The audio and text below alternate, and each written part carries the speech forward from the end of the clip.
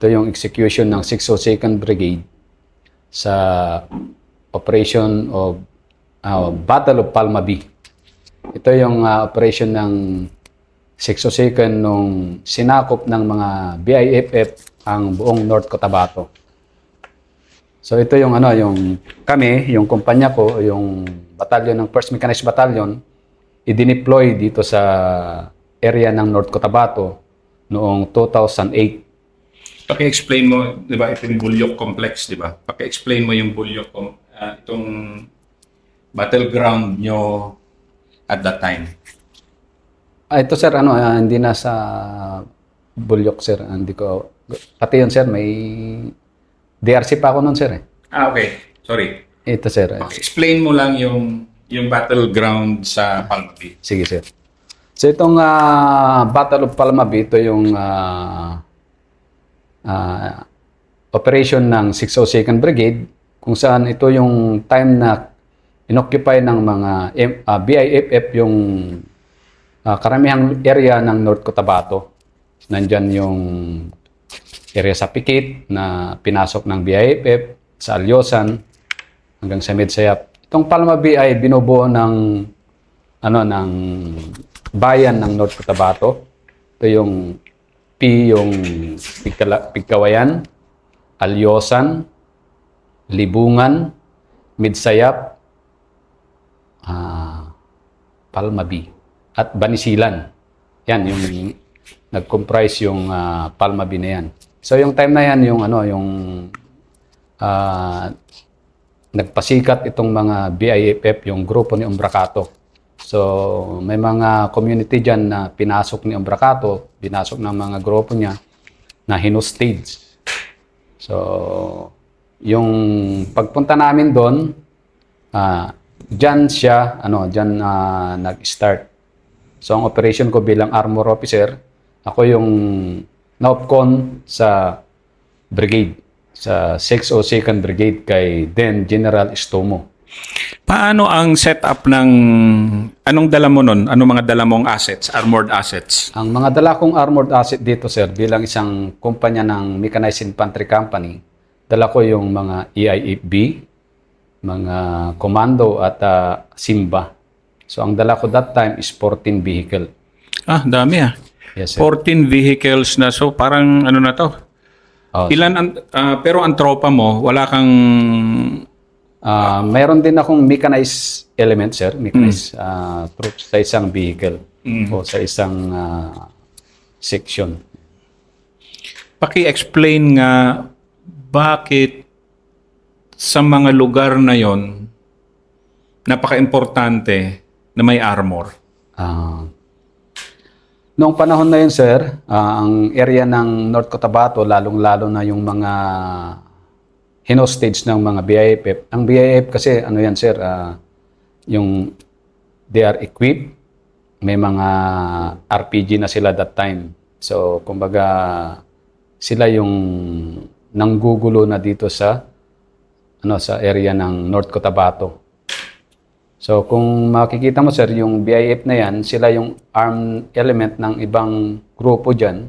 Kasi nga, hindi nila makuha yung gusto nila sa MOA-ED. So yung MOA-ED na ito yata yung sir, yung kailangan makuha nila kung ano yung lugar nila. Yung para sa kanila, yung ancestral domain. Ancestral domain nila sir. So, masabi kong napakadelikado ito, sir, kasi nga, pinaghandaan nila ito. Yung grupo nila, hindi rin basta-basta dahil mga anti-tank din sila, na sinasabi natin. Kaya, napaka-importante ng mechanized unit dito dahil makikita mo, na sila, very hostile na sila na makipaglaban.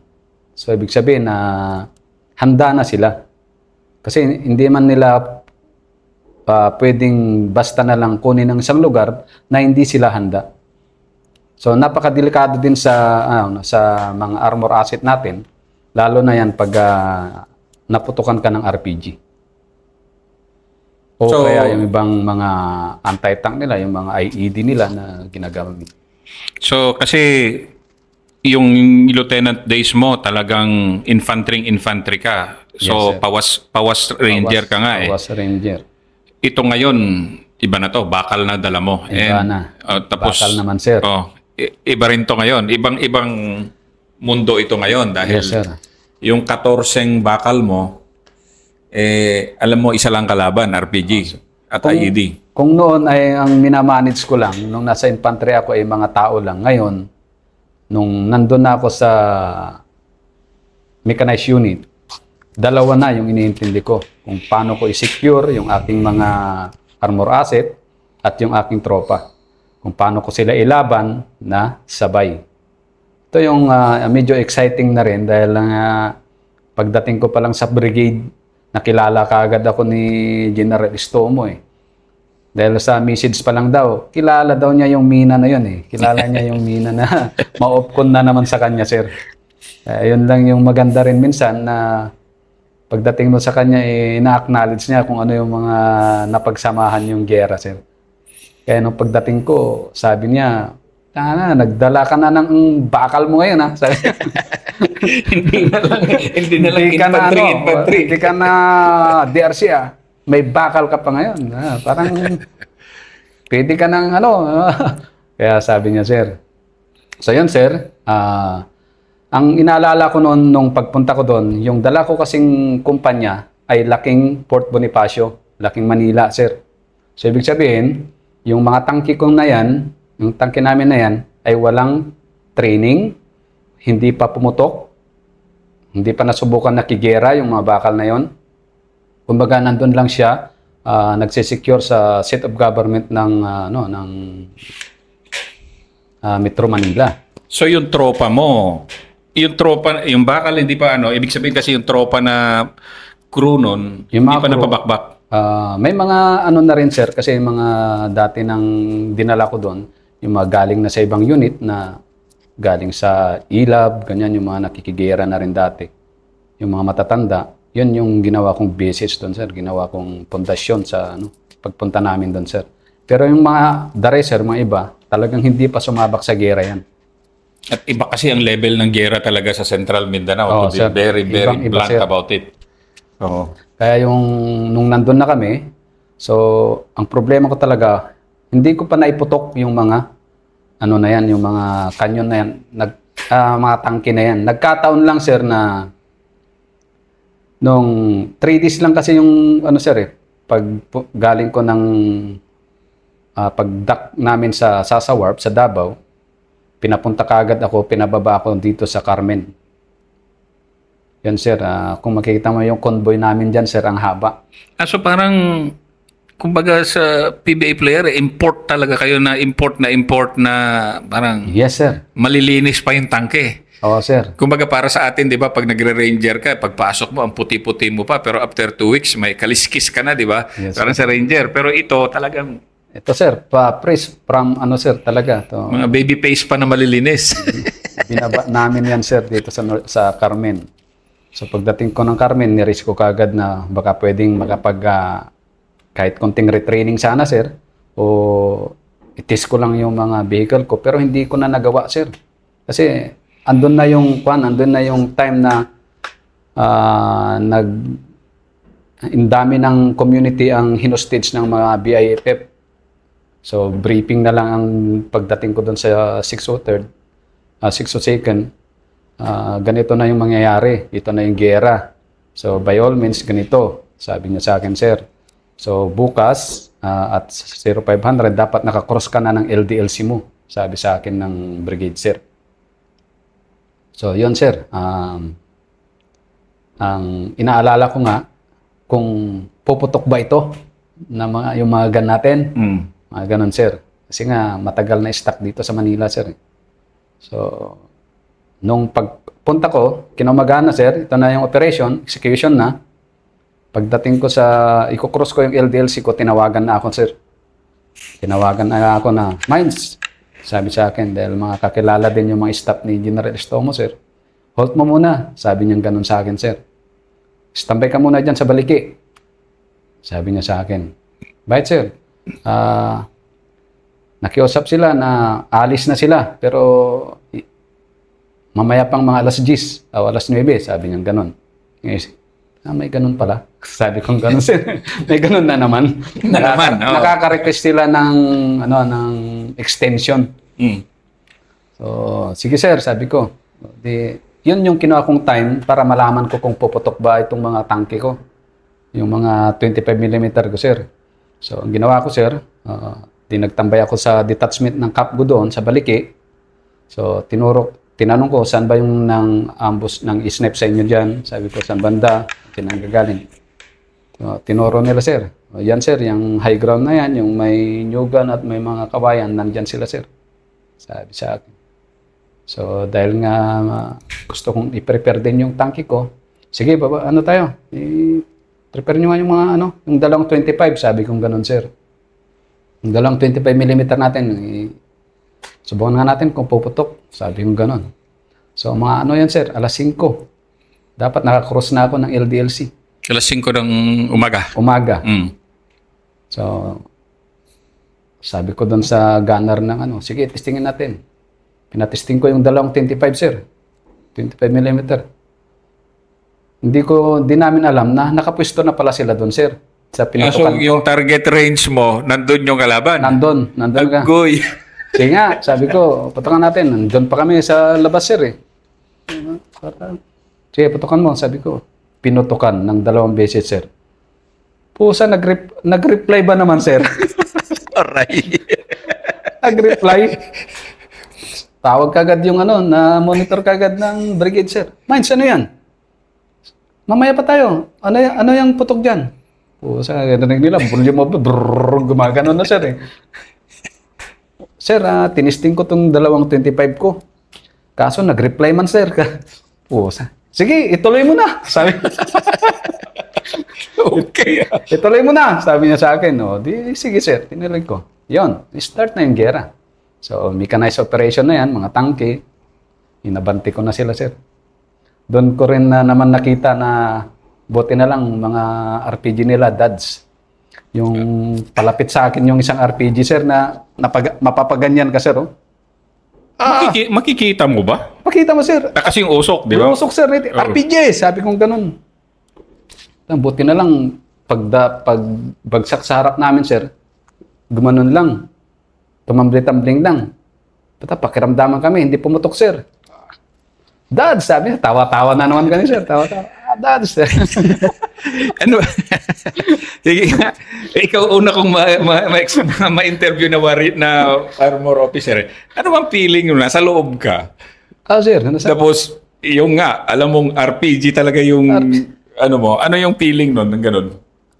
Sir, talagang, masaya ako na, sir, eh, na hindi ko ma-explain. Kasi, napaganyan talaga ako, sir, eh. RPG. Paano mo nakikita? May ka mo nandun, sir. Nakatutok ka talaga doon sa tawag niyo doon? May bioblock naman dyan, sir. Tapos, nung una, sir, nakasingaw pa sa akin yung hats ko, sir. Eh. Akala ko nasa hatch ka, eh. Pero tinitingnan ko yan, sir. Nung ganun na yung sinara ko na, sir, may RP.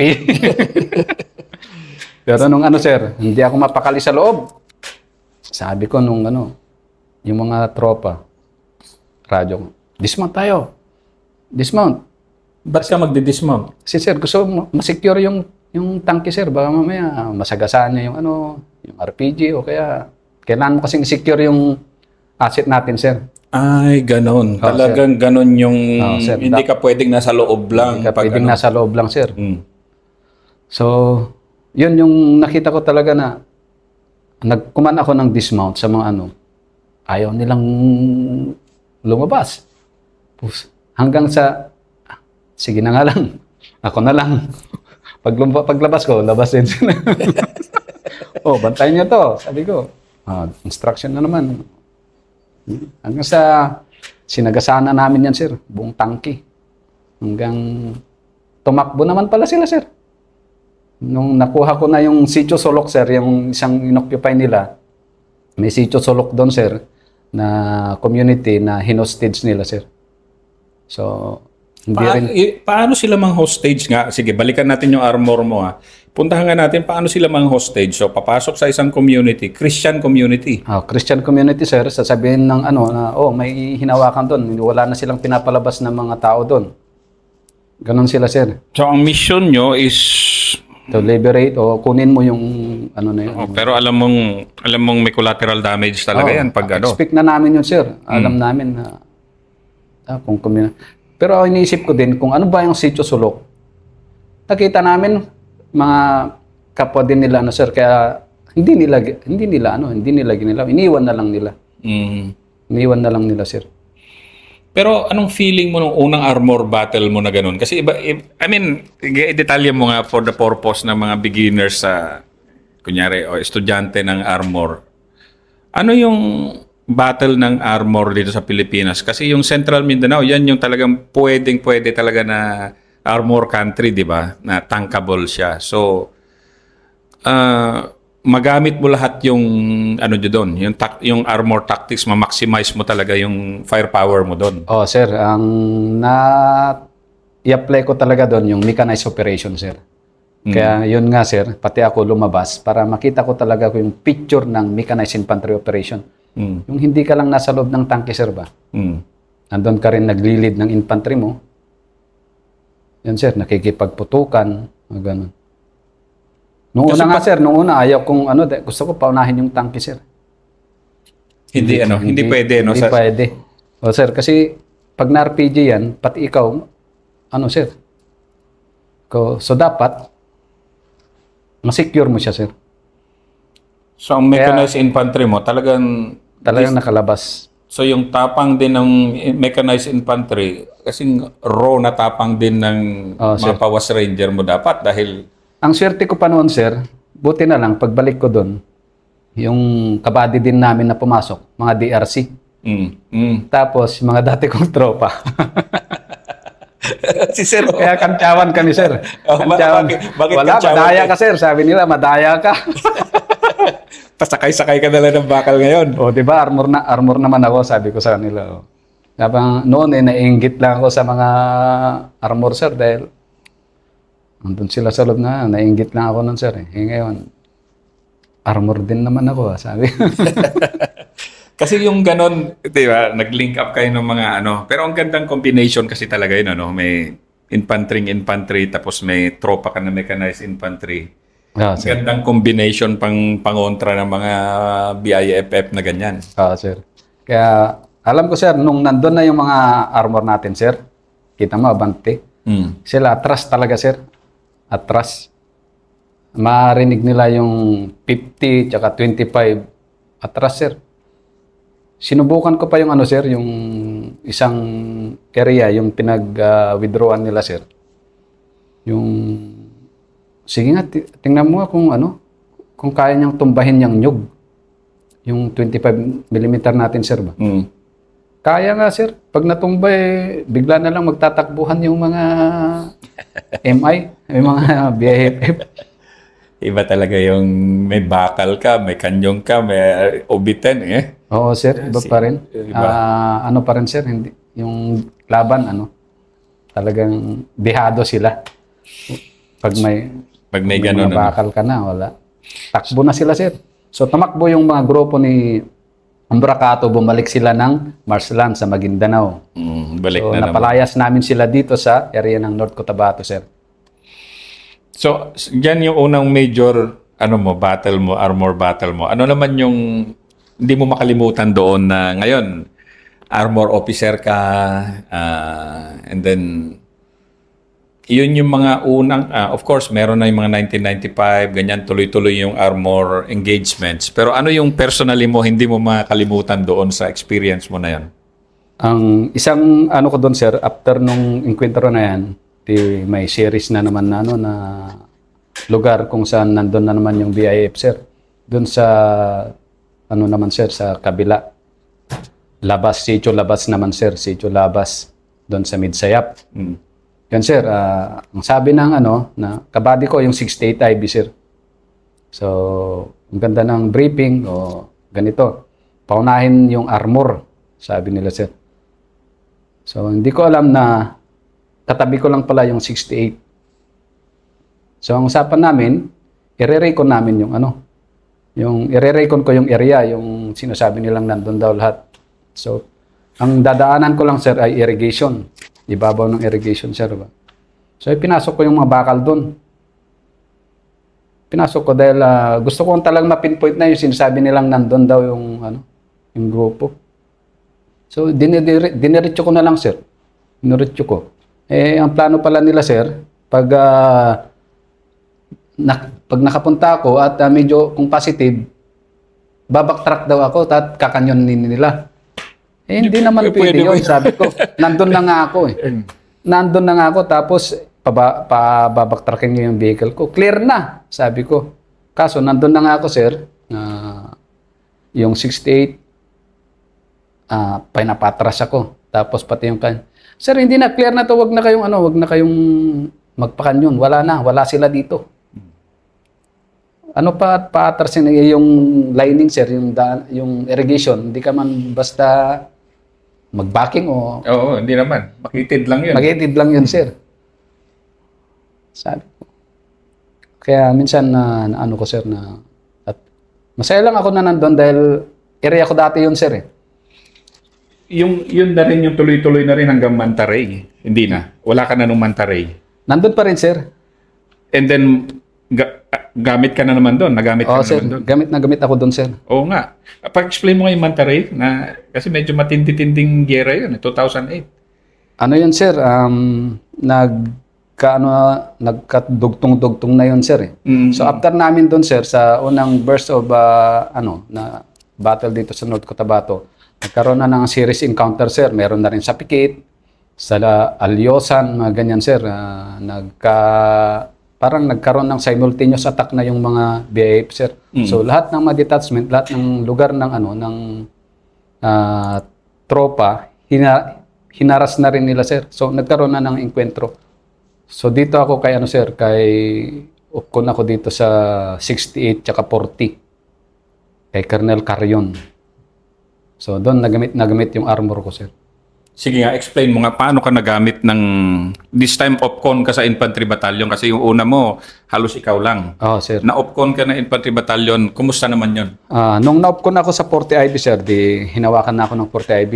So nandun na ako sa battalion nila, sir. So pag may operation na gusto nilang paunahin yung armor at bigyan nila ng kumpanya din nila, sir. So nagme-mechanized operation kami, sir.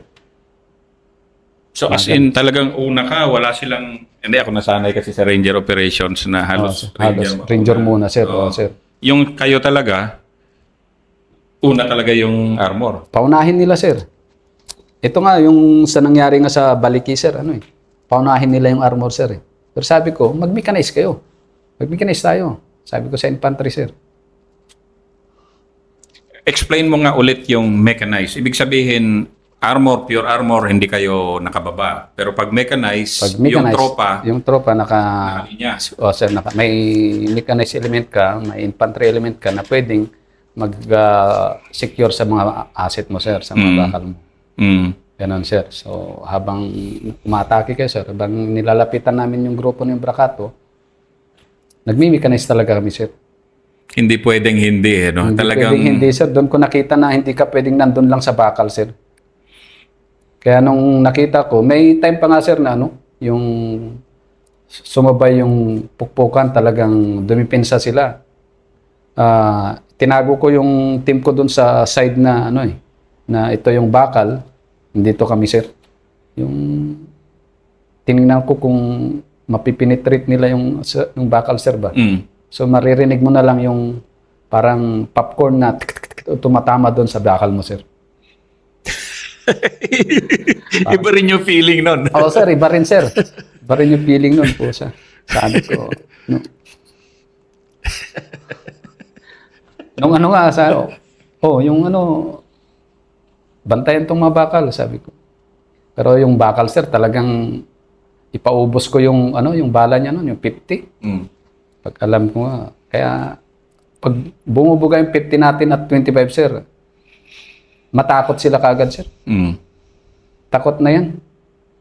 Kasi yun yung kaya nakita ko sa dapat pala ganito noon eh. Kasi pag banatan mo, bugan mo ng 50 mga ano, titigil man sila, sir. Lalo pag hindi sila, ang ano nila kasi yan, sir, ang una kong nakita doon, yung unang abante ko, sinalubong nila ako, pero yung paputokin lang nila yung 50, tapos takbo nila, paputokin nila yung RPG, tapos takbo sila, sir. Kasi takot din sila na, Takot kasi din sila, sir. bilis ng armor mabante rin eh. Oo, sir. Nagkataon lang na medyo bumagal ako, sir, nung yung RPG nila na hindi pumuputok. Baka masagasaan namin, sir.